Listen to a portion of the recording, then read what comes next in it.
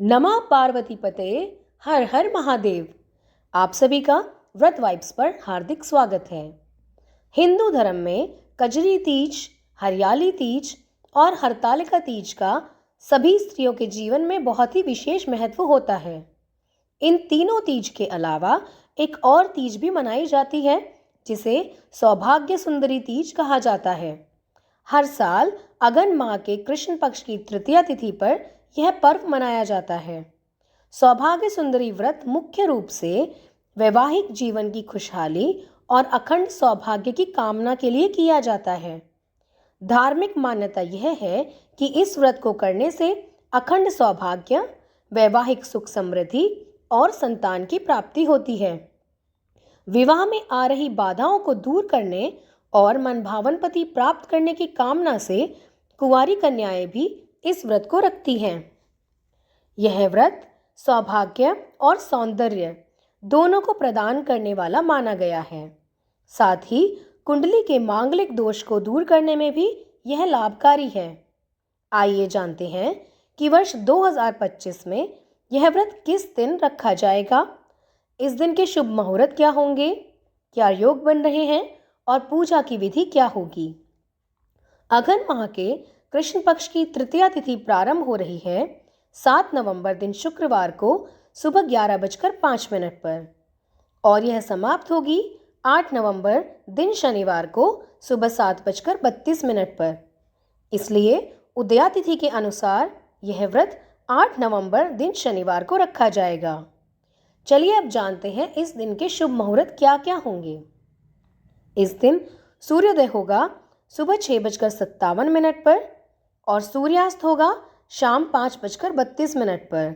इस दिन ब्रह्म मुहूर्त रहेगा सुबह 5:10 से 6:03 तक। अभिजीत मुहूर्त होगा सुबह 11:53 से दोपहर 12:35 तक। विजय मुहूर्त दोपहर 2 बजे से 2:43 तक। अमृत काल दोपहर 2:09 से 3:35 तक। राहु काल सुबह 9:36 से 10:55 तक। राहु काल में आप कोई भी शुभ कार्य करने से बचें। इस दिन शिव योग और सिद्ध योग भी बन रहा है।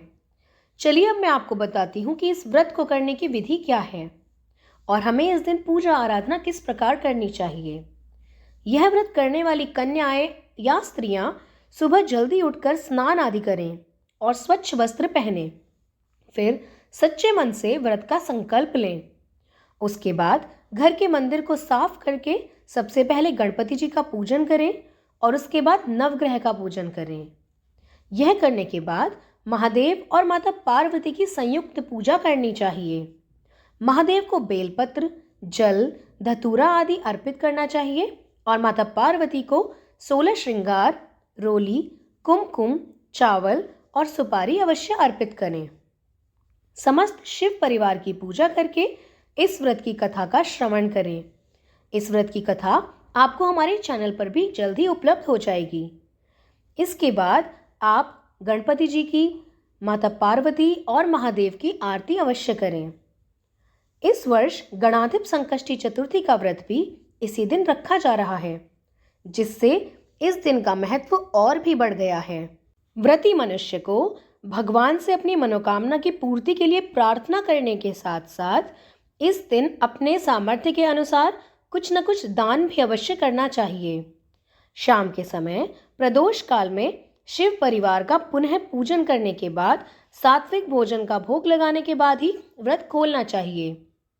शाम की पूजा आप 5:32 से 5:59 तक कर सकते हैं। आप सभी को सौभाग्य सुंदरी व्रत की हार्दिक शुभकामनाएं। माता पार्वती और महादेव की कृपा सदा आप पर बनी रहे और आपका सौभाग्य अखंड हो। इसी कामना के साथ मैं इस वीडियो को विराम देती हूँ। जय जय श्री राधे।